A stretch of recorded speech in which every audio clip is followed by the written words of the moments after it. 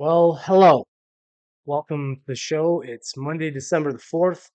I'm under the weather, but I'm here. So, yeah. So if I look tired or under the weather, that's what I am. And if I sound funny, that's just because I sound funny. If I sound funnier than usual, it's because I got something going on in here. I think I got the vid. No, I'm just kidding. I don't know what I've got. Who knows now? There's all kinds of things going around now. You could have the flu, you could have the vid, you could have cold. Who knows? I got something. And the worst thing, it's just a kind of a mild to moderate. Tell you the Tylenol cold and flu helps. So big shout out to Tylenol cold and flu. Yeah. So yeah, I got a few things to talk about today. Nothing too serious in the news lately, and nothing I really wanted to talk about too much. But couple sort of new initiatives coming through. San Francisco, I guess now they're going to start trying to clean up crime a little bit in San Francisco. I'll go over that, and I got a little video to play of a resident's perspective on moving to the city, and it's pretty decent perspective from this guy. So I'm gonna play that, and we'll kind of dissect that. Also, a new virus discovered in Peru. It's I don't know, apparently something like malaria or dengue fever, something in that lines. Is they're all gonna give you flu-like symptoms, all that kind of stuff. Everything I'm going through right now, that's what you're gonna see with these new viruses. But yeah, so they found a new one in Peru. Hopefully, it's not the next pandemic, but who knows? So we'll talk about that. Also, funny video of well, unfortunately, I don't have the video of the actual incident, but a kangaroo punched a Canadian cop. Uh, Pretty funny. So I have a video of another incident with a kangaroo where a guy punches a kangaroo. Uh, maybe somehow they're related. Maybe the punch on the Canadian cop was retribution for that one. So we'll talk about that. I'll play the video. It's funny, so get a little laugh out of that. Also, we've seen a rise in new construction fires. Kind of odd. Um, Not sure why that's happening. If it's you can speculate all you want. I guess speculate it might be the fact that housing costs are so high. Maybe people are trying to get out of buying the new cons. Maybe it's something to do with the companies themselves doing these things. I don't know, but at least up here in Canada, there seems to be a bit of an issue, especially in my area, my direct region. I'm kind of close to Toronto, right? So um, the outskirts of Toronto, there's a lot of things that have been happening. So we'll talk about that and whether we think it might be arson or what the case is. I'll play a little video of an actual fire. It's pretty cool. Also, Biden has announced a crackdown, I guess. Kind of a funny word when I'm talking about fentanyl. His crackdown on fentanyl. I don't know if this is a real thing or not. They've talked about this before, about doing these kinds of things, but I don't know. Ahead of an election cycle, that could be it. I don't know. We'll talk about that. I'll read an article and we'll discuss. Also, a show that I've been watching, a guilty pleasure of a show that I've been watching lately, F Boy Island. I don't know if you've watched this show. If you haven't, it's kind of like I don't know. It's just garbage TV. But I've said it before a couple times. I've been watching garbage TV in the last little while, and I don't know. It's addictive. Garbage TV, unfortunately, is addictive. This show is funny, at least. Nikki Glazer hosts it, so it's funny. But I think it might be a little fake. But we'll talk about that, and I'll talk about what I'm gonna spoiler alert. I'm gonna ruin a couple seasons for you because I've watched 2 seasons of it now, and I'm gonna ruin the ending. So if you don't want to hear that, when I get to that segment, put your earmuffs in. And last but not least, I'm gonna pull out a Clown World video. We know how much I like Clown World. There's a video on there about this new trend of the misgendering trend, where somebody who is clearly biologically a male is saying, is making someone, dance the dance and asking them what their gender is, and when they answer wrong, you know, they're being punished for that. So it's this narcissistic, control game that's being played. And I'll play this video. It's silly, irritating, all of that. So and then we'll discuss. So before I get into it, If you haven't already and you are a regular watcher and you haven't subscribed, please subscribe to the channel. Like any of the videos, like this podcast, all that kind of stuff. Share all the different things that you know that help the algorithm push the content. Because I'm kind of always fighting an uphill battle due to some of the topics I talk about. They're a little bit controversial and maybe not exactly, you know, uh, careful what I say here. It might be heavily censored, if you will, if you got the wrong opinion. So, yeah, if you do like those kind of the things I'm talking about, share them. That's the best way to get the information out. Best way to get the show out. And yeah, and if you are watching, if you're ever watching and you want to jump in the chat, just jump in the chat. I'll respond. Usually not during segments, because I'll be reading something or talking about something directly, but we can talk between the segments and such. So, all right. Without further ado, let me pull up the first story here. Oops. Why is this being weird? All right, here we go. Okay, so San Francisco is finally cracking down on crime. At least it seems so.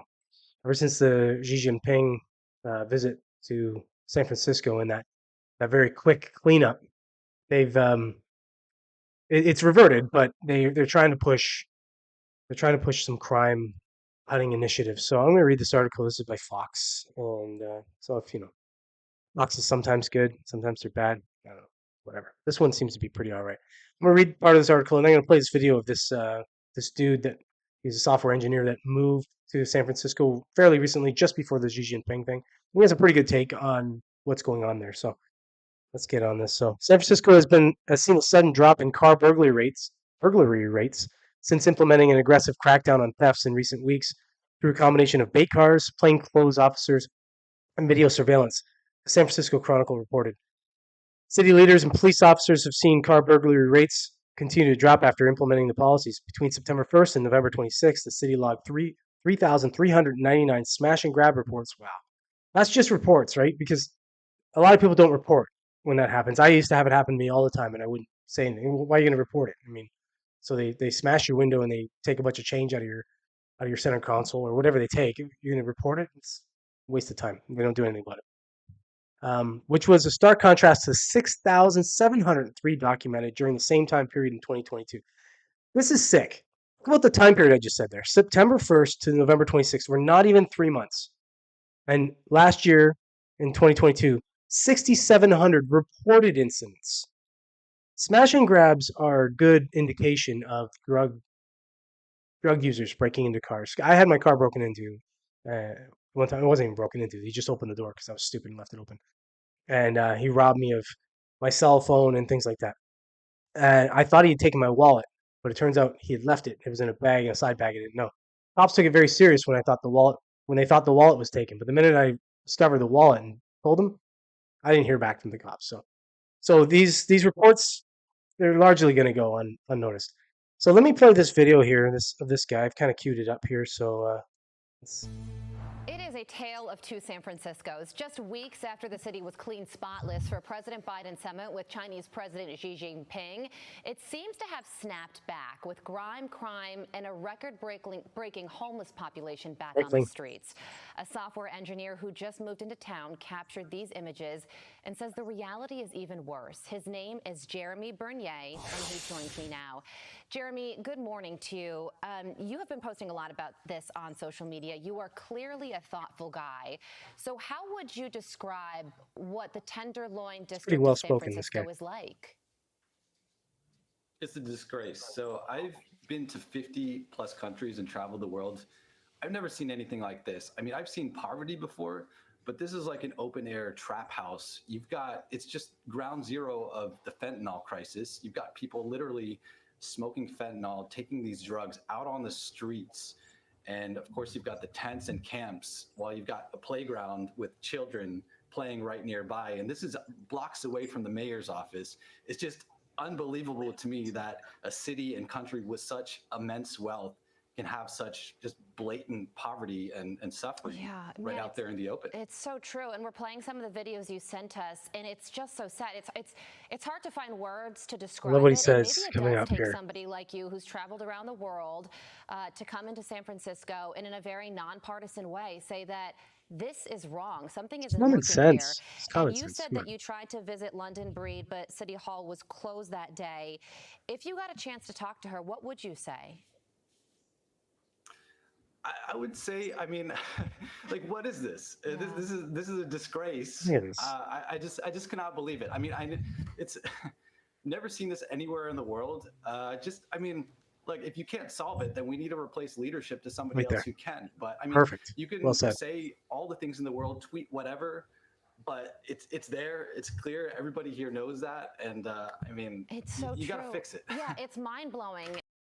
All right. That's uh that's that's pretty good, I think, on that. Oh, gotta get out of this thing here. Um, yeah, this is just a software engineer. He moved to San Francisco, whatever, recently, let's say, and he's noticed. This is the idea of this taking place in, like he said, one of the richest nations in the world, if not the richest, I guess the richest nation in the world, is just completely mind-boggling. And perfect sentiment to say if the people that are in charge can't seem to do anything about this, well, I think we need some new government. You know, I think we've established that San Francisco has been a bit of a dumpster fire for years, so might be time to change up at least government in that city. Yeah, so well said, well said. Well, pretty articulate guy. I don't know if he was reading off something, if he pre-prepared. Probably. I mean, realistically, I don't. I should. I just put little notes down over here. A couple little bullshit notes I don't even read half the time. Uh, but if he didn't pre-prepare that um, that response, man, he's just articulate. Yeah. All right. Well, now let's get into the next one here. We'll roll along. Joe's not here today, so that's kind of sad. I'm sick here, buddy, and you're not here. That's not good. Shout out to Joe, who's normally my online compadre during my podcasts, and he's not here. But, all right. Staying with the fentanyl subject, the Biden administration has now announced that they're going to set up a strike force, I guess, if you call it, um, against the financial, I guess, aspects or whatever, the financial organization of these drug cartels that are pushing fentanyl into the country. I'm going to read this article here. This is from CNN Politics. So, yeah, I don't know. Everybody knows what I think about CNN, but it's a pretty decent article considering, even though it's about Biden. It's usually they're skewed with for Biden, but I think now maybe not so much. So, U.S. Treasury Secretary Janet Yellen on Monday announced a new counter-fentanyl strike force to crack down on the illicit financial networks supporting the cartels and drug traffickers that help funnel the drug into the United States. The new strike force, part of the department's efforts to tackle the deadly fentanyl trade, will streamline personnel and resources across the country or the agency to better leverage its expertise in countering financial crimes that back the networks supporting the fentanyl trade, according to the Treasury Department. Treasury Department's counter-fentanyl strike force will allow us to bring the department's unrivaled expertise in fighting financial crime to bear against this deadly epidemic. Treasury will use every tool at its disposal to disrupt the ability of drug traffickers to peddle this poison in our country. Why not just go after the cartels? I don't know. Seems like the most powerful nation in the world could have zero problem with going after the cartels, especially since I think you'd probably have some backing and some support from the Mexican government. But I don't know. That's a whole other thing to talk about, I guess. The strike force will be led by the department's top sanctions official, Brian Nelson, and the chief of the Internal Revenue Service's Criminal Investigations Unit, James Lee. It will redouble Treasury's existing work streams, including using financial intelligence to undergo or understand risks and map transnational, I should say, criminal organization (TCO) financial networks. Several key units within the Treasury Department that specialize in financial crimes, sanctions, and tracking terrorists and illicit financing will be part of the new strike force. These include the IRS Criminal Investigation Unit, which is usually there to get you. But good thing that they're turning that around on the actual criminals. Um, sorry, I lost my spot there. Uh, the Financial Crimes Enforcement Network, the Office of Foreign Assets Control, the Office of Intelligence and Analysis, and the Office of Terrorist Financing and Financial Crimes. The new strike force's key goals include combining analytic expertise across the Treasury Department to help identify opportunities to go after money laundering and fentanyl trafficking networks, strengthening coordination on investigating sanctions violations, and creating closer coordination when working with foreign partners on identifying international money laundering networks.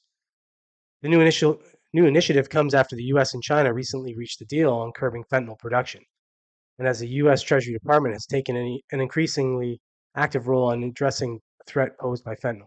Well, a little too late, but all right. I mean, we'll see. The strike force will act quickly and decisively with the top specialists from across the department to nimbly respond to the newest threats. Okay. Well said, buddy. We'll see.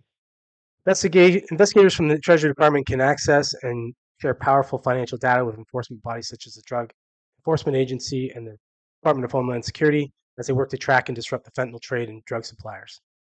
As part of his talks with Chinese leader Xi Jinping, uh, President Joe Biden said that China agreed to go after the companies that produce the precursor chemicals to fentanyl. What are you going to do there? Those precursor chemicals are used for a lot of different things. So this all seems like blowhard, you know? It's just we're doing something, so let's just act like we're doing something. Let's say all these things, all these fancy things. Let's get all these three-letter, agencies involved, and just, really bluster hard. Why not? I don't know. This is just me. Why not close the southern border and maybe go after the cartels directly? I don't know. That's just I'm just spitballing. What do I know? What do I know about anything?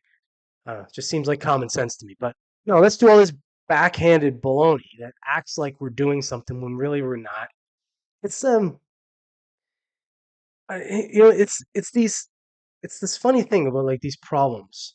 You see these problems, they exist, and reasonable people like you and I are able to come up with common sense solutions to tackle them.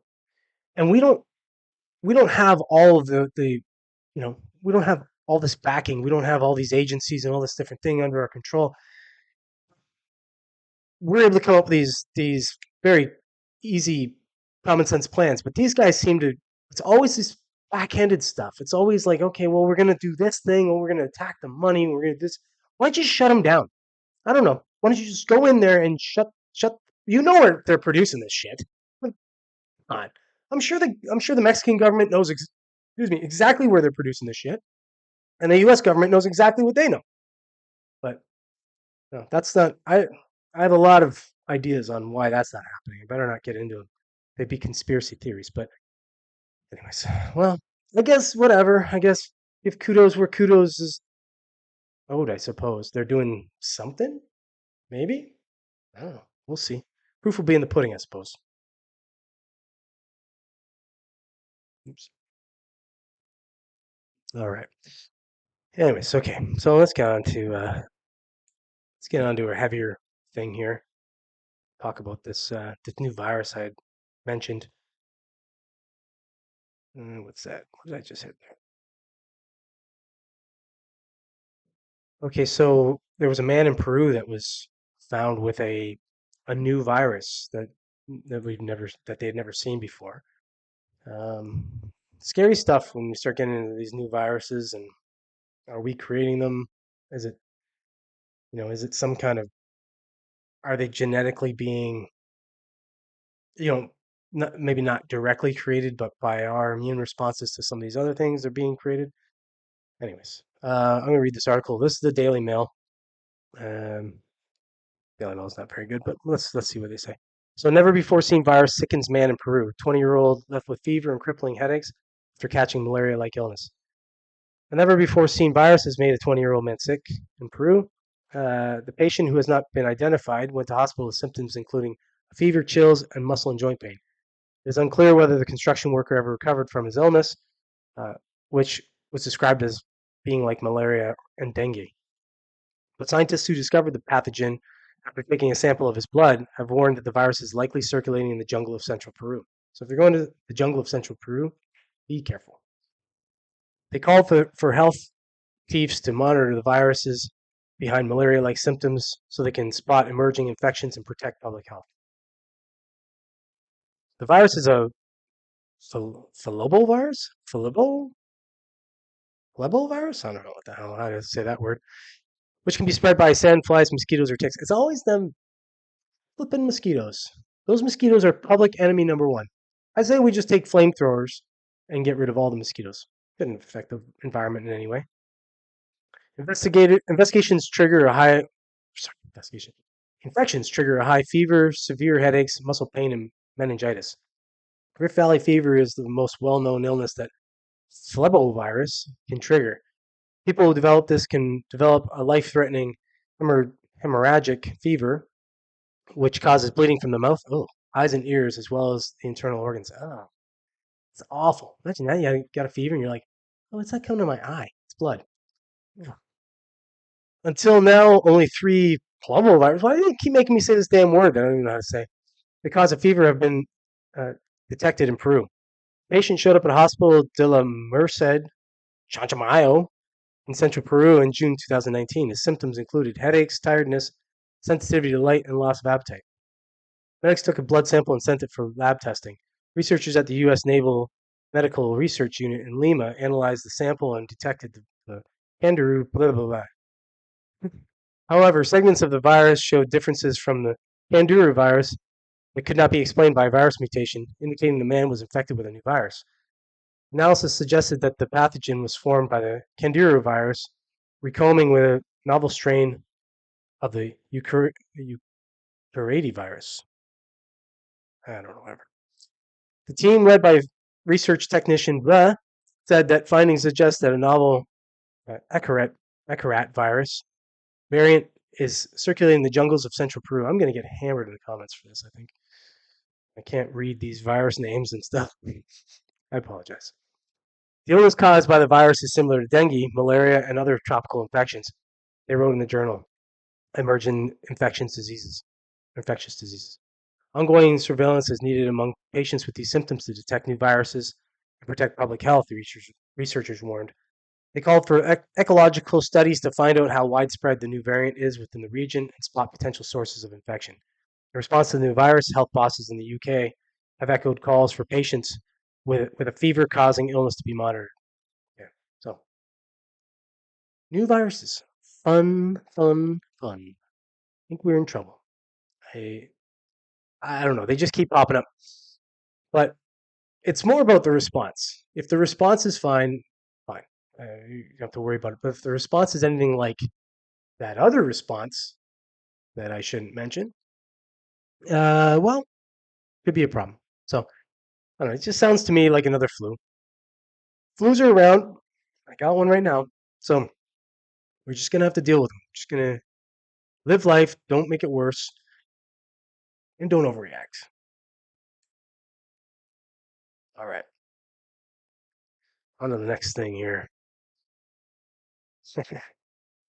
This one, I've been waiting to read this one. This one's funny. So a kangaroo punched a cop up here in Canada. I tell you, it's crazy times up here in Canada. Kangaroos are running around punching cops. It's a lot of hatred for the blue, stemming right into the marsupials.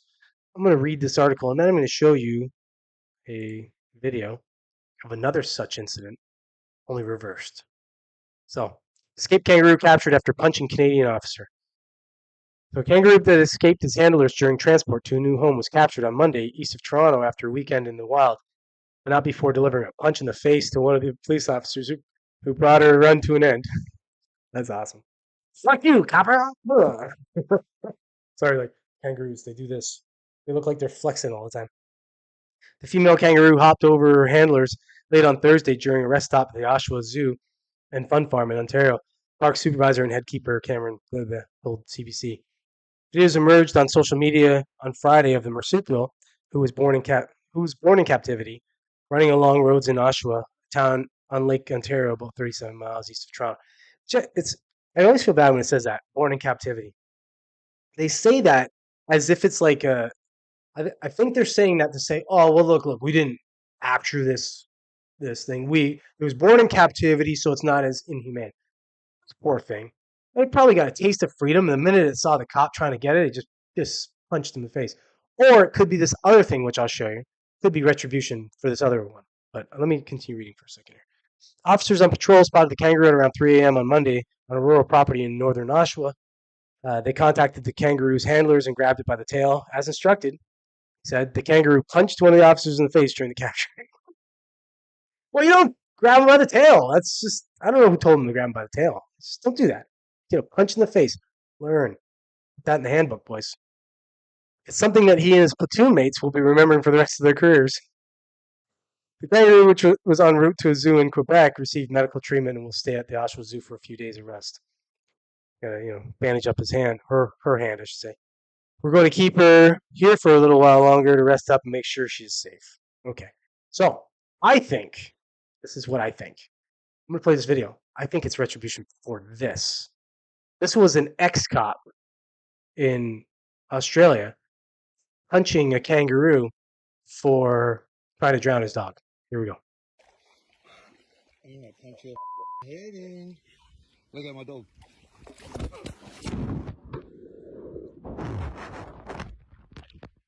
Here comes the flex.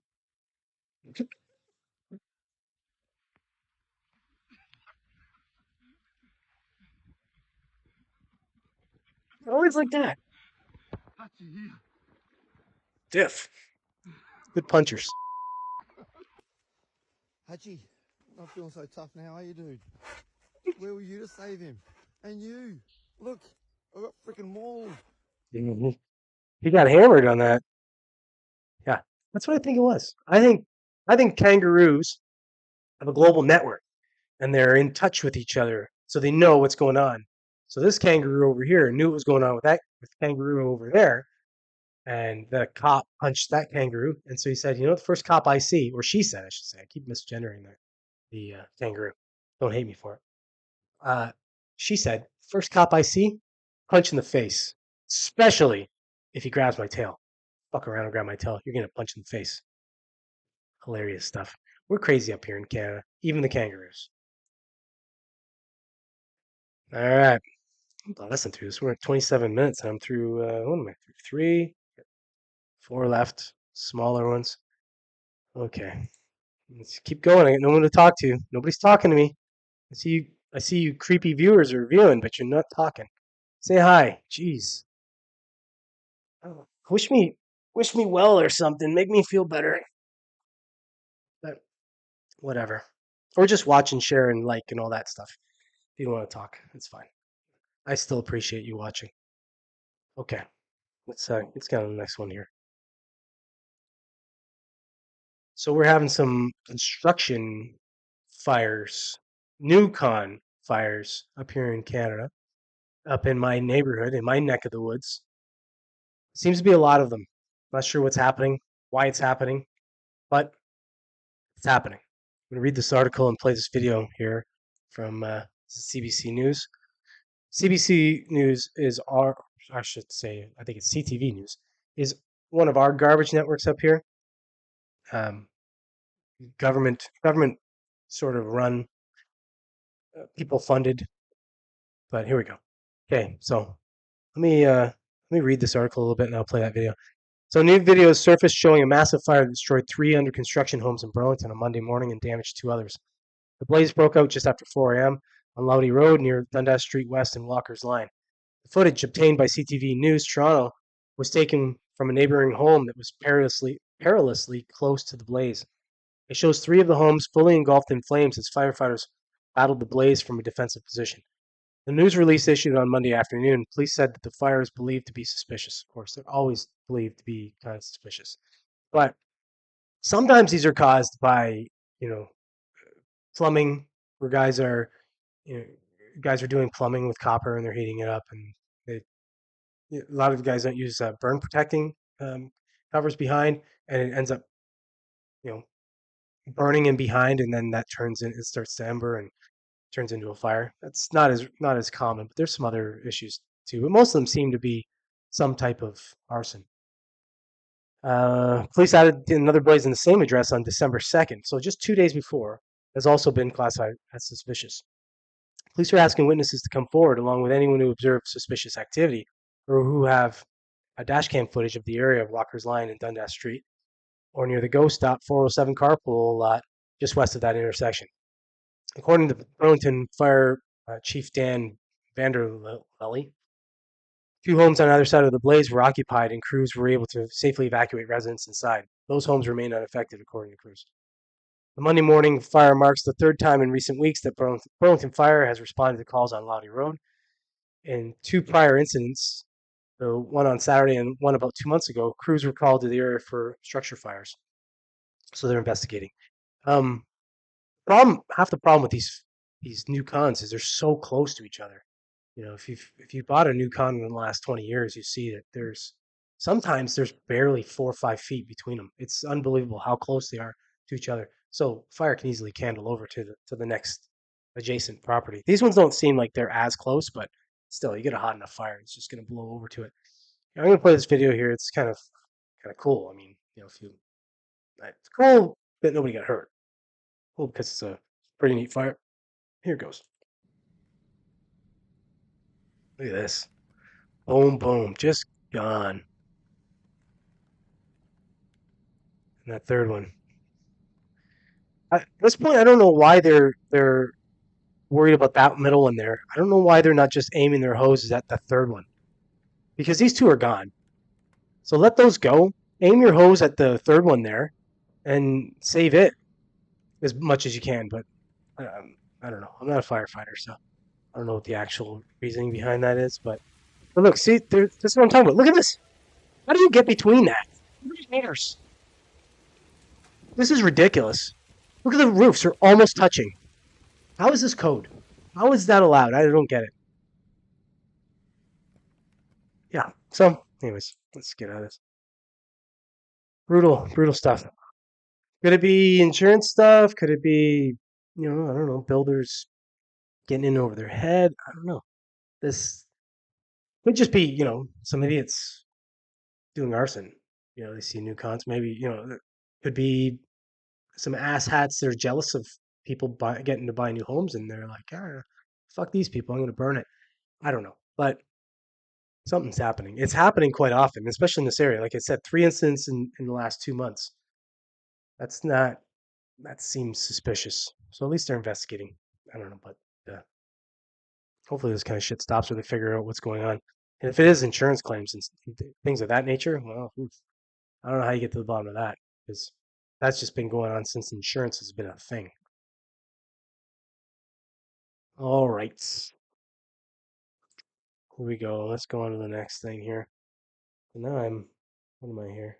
I'm 5 through. Yeah, I'm 5 through. Nicely done. I'm on number 6.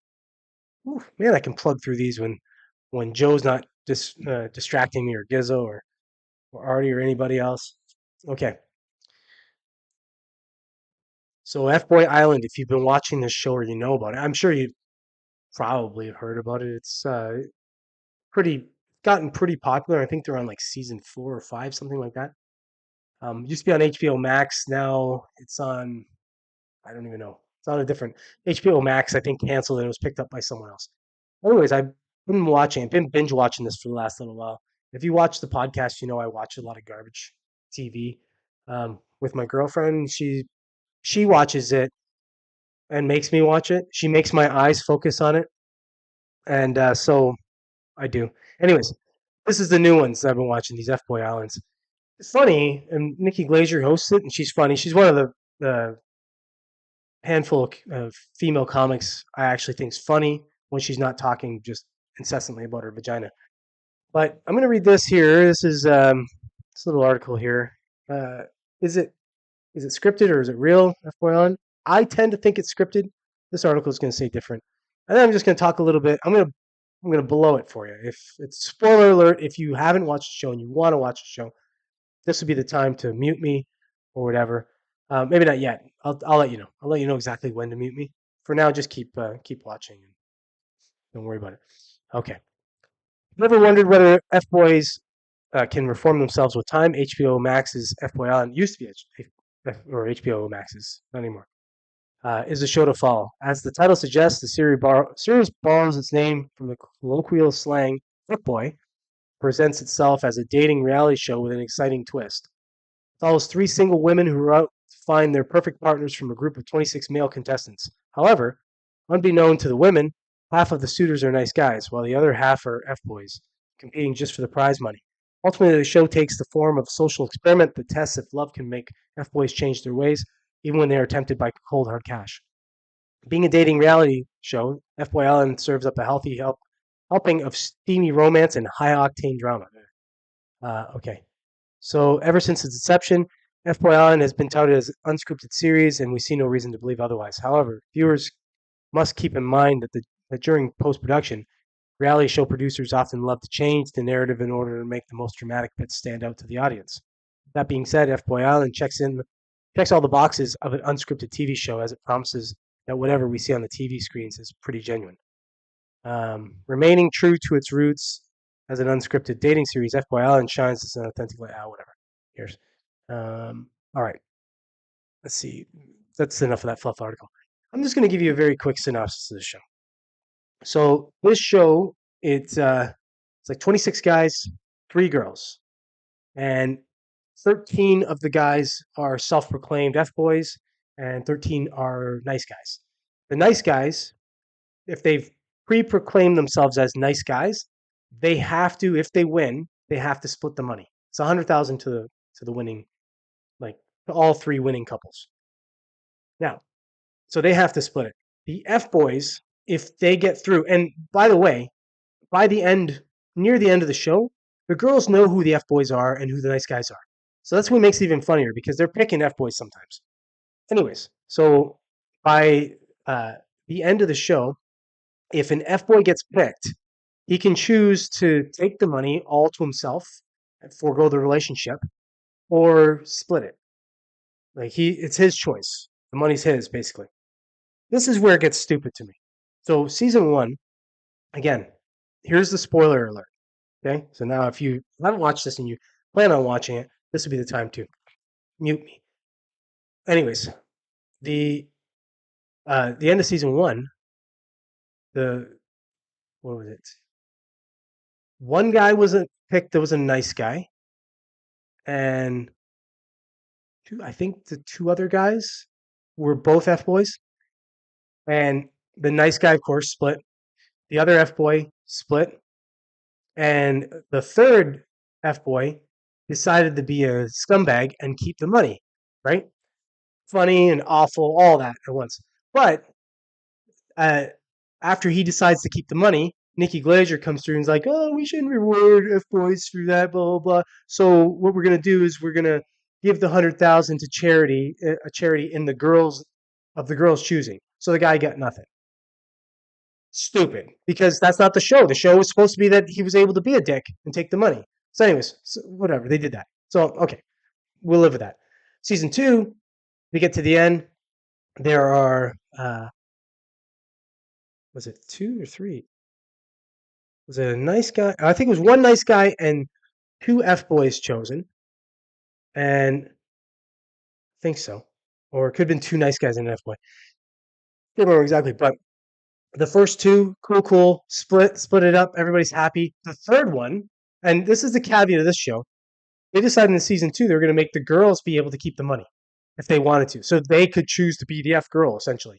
So the third one, she keeps the money, and she's celebrated for it and gets to keep the money. What kind of fucking dog shit, double standard stereotype, typical bullshit is that? That she can keep the money, but the guy can't keep the money. Fuck. Oh, I was so irritated watching it. I was like, and she's being celebrated. She's like, I chose me. I chose me. Well, the dude chose himself too, but that's not cool. It's only cool when the slut chooses the slut. When the freaking douchebag f boy chooses himself, that's not good. God, I hate our culture right now. I'm not saying either are any good, but it should be consistent. Down the line, you want equality in all different things, but it's not equality in those outcomes.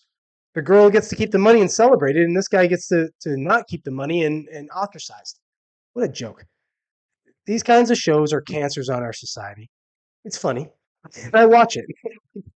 Nikki Glazer mostly is funny, and it's stupid. It has an element of stupidity, right? It's like anybody who watched, you know, Jersey Shore back in the day and stuff. You didn't watch it because it was good TV. You watched it because I don't know. You like watching dog shit because that's what it is. It's dog shit, but it's irritating dog shit. And like, I almost don't even want to watch the next couple seasons, but I'm sure I will because now feel like I'm invested in the stupid show. But is it fake? Is it scripted? I don't know. Watch it. Let me know in the comments what you think. I think it's scripted. A couple different scripted things, and I think these people knew. Otherwise, if I were that dude that got ripped off for the 100 grand, I'd be suing their ass off. Like you can't misrepresent that way. Anyways, who knows? But go check out this dog shit show. All right. Okay. Well, we're at 41 minutes. I'm gonna get done basically in 45 minutes. It's quite quick for me. The last thing I'm going to talk about here, Clown World. We know I love Clown World. So in my newest Clown World video, I haven't done these guys in a while, but this one here I just wanted to show. It's of course we live in this vein now of where these transgendered people, whether they're transgender or not, whether it's a dude in drag or what, whether or a legitimate transgendered person, they play these games where they're they're making people identify them in the way that they choose, that they want to be identified, instead of just accepting whatever. You can't control what other people think. I can't control when people mock or make fun of me or whatever, or any of that shit. I can, maybe fight them. I can do whatever, but this kind of bullshit, it just drives me nuts. I'm going to play this video here. This is Clown World. It's going to irritate you. Irritated me, so here we go. That's Misery Loves Company. I look like a girl. This place at a pizza shop. You don't? Do I look like a boy or a girl? I am? Me. I think you're a boy. No, I'm a girl. Okay. Okay. What do you think you look like? Sorry. No. Just ugly. Okay. You wanna help me out with this slice of pizza? Here, you could actually have my pizza. Do you like those? Yeah. He's so mean I'm not eating his pizza, so you should have it. Oh, yeah. Fuck him. You enjoy your pizza. Thank you. Bye. Look at him, he's so mean. Do I look like a boy or girl? He's telling me I'm a man. Come on. It doesn't take rocket science. I'm a man. He thinks it's funny. Right? It doesn't take rocket science to figure it out. No. Thank you. Enjoy your pizza. Bye. Bye. I'm just telling you, you have to be more respectful. Yeah, you are dumb. You're not embarrassed to be ignorant and rude? I am not good English. I don't buy that for a minute. I think you speak English just Perfect response, though. because you understood every other sentence we had. Great. Okay, bye. Educate yourself. You know, want a pizza? What? You know, I would never eat your pizza. In a million years, you're so rude. How are you gonna tell me I'm a man in a purse and long hair and nails? You can't figure that out for yourself? Fucking asking, well, what are your pronouns? What do you think my fucking pronouns are? Take a fucking guess. Take a guess. Well, what were the pronouns of the guy in the pizza shop? Okay. Listen, whether I think everybody knows by now if you've watched the show long enough, you know that I'm very libertarian. I don't take any real stance on anything. You do whatever you want to do. I don't give a fuck. Do whatever you want to do. Dress and drag. Do whatever. Don't tread on me. Don't tread on other people. Why are you doing that? What's the point? Obviously, it's to make this video and get whatever affirmations you need from the video, right? But it's so narcissistic. It's such a controlling thing. I'm just gonna make you jump through hoops. Why even ask the question?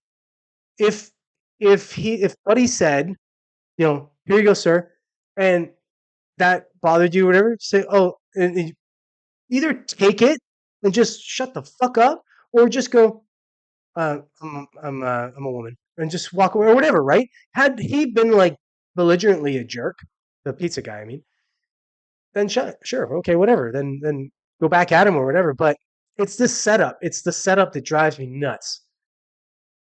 I shouldn't have to. If you were to ask me, if that person were to ask me legitimately, they were to say, "What do you think I am?"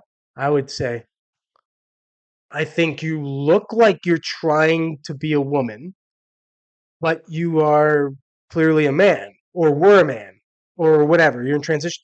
That's what I would say, and I would just be honest. I'm not trying to be hurtful or hateful or any of that. If you ask me legitimate, now I'm not gonna say that if there's no point or purpose to do so. I'm not gonna just say it off the cuff. I don't know the person. I'll just be polite and whatever. Like, okay, whatever. Just I just wouldn't engage, right? But it's this forced engagement. All you're doing is going there for a slice of damn pizza. Get your fucking slice of pizza and get out of there. You don't need this shit. You set it up. You set this guy up on purpose because you thought you'd get the reaction that you got, and you got it. So if you're upset about that reaction, well, play stupid games, win stupid prizes. I don't know. I don't think, like I said, I think this video is it's made for what it was. It's made to get that kind of to gotten that kind of reaction from Buddy, and then post it and get people to say, "Oh, there, you're clearly a woman." I love the the reasoning too. I got a purse, I got nails, I got long hair. That's what makes a woman. Oh, so a fucking costume I could just put on makes me a woman suddenly.